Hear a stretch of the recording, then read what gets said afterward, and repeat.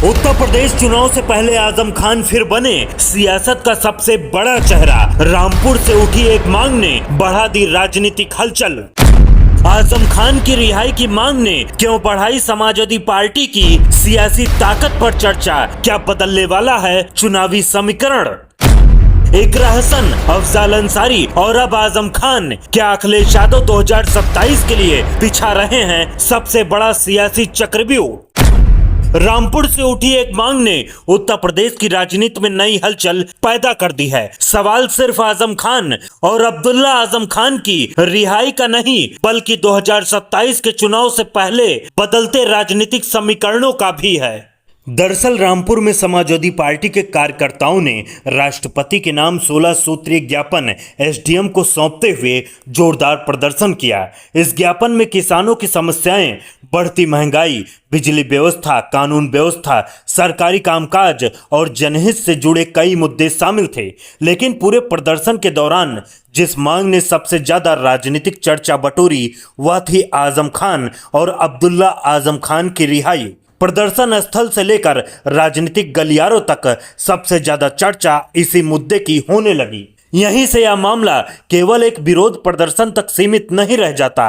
राजनीतिक विश्लेषकों की नजर इस बात पर टिक गई कि जब ज्ञापन में इतने सारे जन सरोकार के मुद्दे शामिल थे, तब सबसे ज्यादा जोर आजम खान के नाम पर क्यों दिखाई दिया। यही कारण है कि अब इस पूरे घटनाक्रम को अलग अलग राजनीतिक नजरिए से देखा जा रहा है। कोई इसे समर्थकों की भावनाओं की अभिव्यक्ति बता रहा है, तो कोई इसे समाजवादी पार्टी की व्यापक राजनीतिक तैयारी से जोड़कर देख रहा है। असल में 2027 के विधानसभा चुनाव में अभी समय जरूर है, लेकिन राजनीतिक तैयारियां धीरे धीरे तेज होती दिखाई दे रही हैं। भारतीय जनता पार्टी अपनी संगठनात्मक मजबूती और सरकारी योजनाओं के सहारे चुनावी बढ़त बनाए रखने की कोशिश करेगी, जबकि समाजवादी पार्टी भी अपने पारंपरिक जनाधार को दोबारा मजबूत करने में जुटी दिखाई दे रही है। ऐसे माहौल में पश्चिमी उत्तर प्रदेश का हर बड़ा राजनीतिक घटनाक्रम स्वतः ही चर्चा का विषय बन जाता है, क्योंकि यह क्षेत्र चुनावी दृष्टि से हमेशा महत्वपूर्ण माना जाता है। रामपुर की राजनीति की बात करें तो आजम खान का नाम वर्षों तक इस जिले की पहचान बना रहा।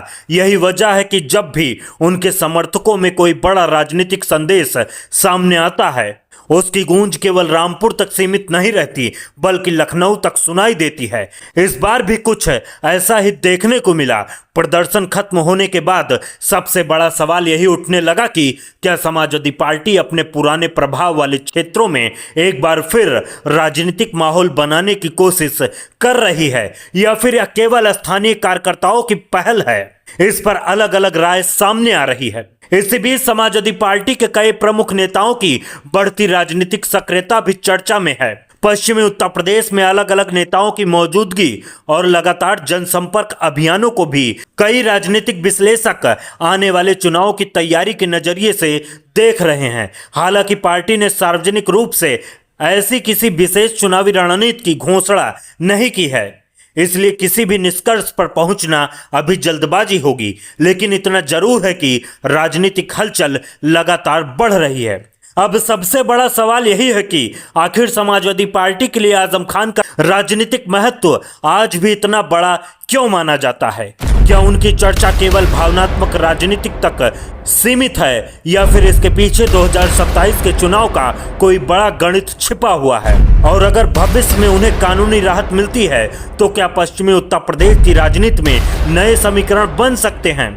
आजम खान लंबे समय तक रामपुर की राजनीति का सबसे प्रभावशाली चेहरा रहे हैं। वे 9 बार विधायक, 1 बार सांसद और समाजवादी पार्टी सरकार में वरिष्ठ कैबिनेट मंत्री रह चुके हैं। पार्टी के संस्थापक मुलायम सिंह यादव के सबसे भरोसेमंद नेताओं में उनकी गिनती होती थी, और बाद में अखिलेश यादव के नेतृत्व में भी वे समाजवादी पार्टी के प्रमुख मुस्लिम चेहरों में शामिल रहे। यही कारण है कि आज भी उनका नाम सामने आते ही राजनीतिक बहस तेज हो जाती है।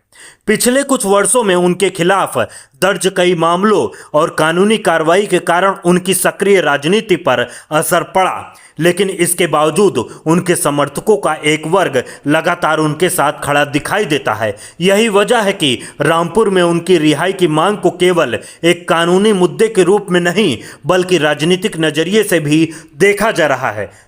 हालांकि यह भी उतना ही महत्वपूर्ण है कि उनके खिलाफ दर्ज मामलों की सुनवाई अलग अलग अदालतों में जारी है और उनकी राजनीतिक वापसी का कोई भी सवाल पूरी तरह कानूनी प्रक्रिया पर निर्भर करेगा।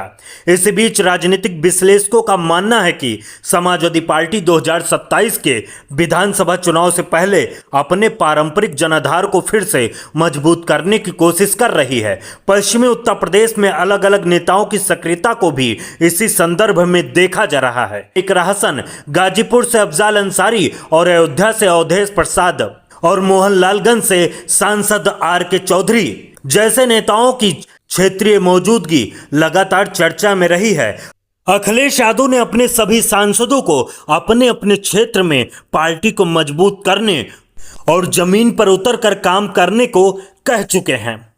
दूसरी ओर भारतीय जनता पार्टी भी उत्तर प्रदेश में अपने संगठन को लगातार मजबूत करने, सरकारी योजनाओं को जनता तक पहुंचाने और नए सामाजिक समीकरण बनाने की दिशा में सक्रिय है।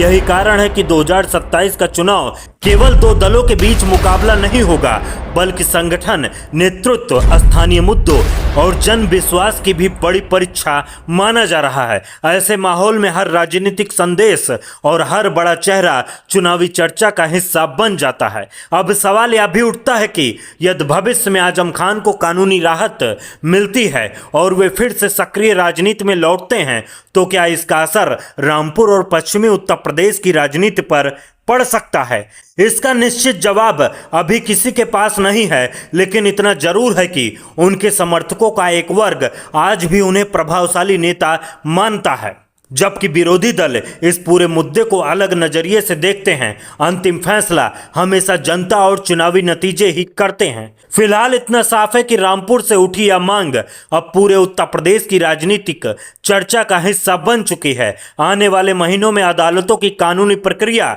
समाजवादी पार्टी की चुनावी रणनीति और भारतीय जनता पार्टी की राजनीतिक तैयारी, इन तीनों पर सबकी नजर बनी रहेगी, क्योंकि 2027 का चुनाव केवल सीटों की लड़ाई नहीं होगा बल्कि उत्तर प्रदेश की राजनीतिक दिशा तय करने वाला चुनाव भी माना जा रहा है। अब देखना दिलचस्प होगा कि आजम खान का मुद्दा केवल राजनीतिक बहस बनकर रह जाता है या फिर आने वाले समय में उत्तर प्रदेश की चुनावी राजनीति पर वास्तविक प्रभाव डालता है। इस पूरे घटनाक्रम पर आपकी क्या राय है? आपको क्या लगता है कि क्या यह केवल एक स्थानीय राजनीतिक मुद्दा है या फिर 2027 के चुनाव से पहले बदलते राजनीतिक समीकरणों का संकेत? अपनी राय हमें कमेंट करके जरूर बताइए। अगर आपको यह विश्लेषण पसंद आया हो तो वीडियो को लाइक करें, चैनल को सब्सक्राइब करें और ऐसे ही तथ्य आधारित राजनीतिक खबरों और विश्लेषण के लिए socialist R K. Chaudhary YouTube channel के साथ जुड़े रहें।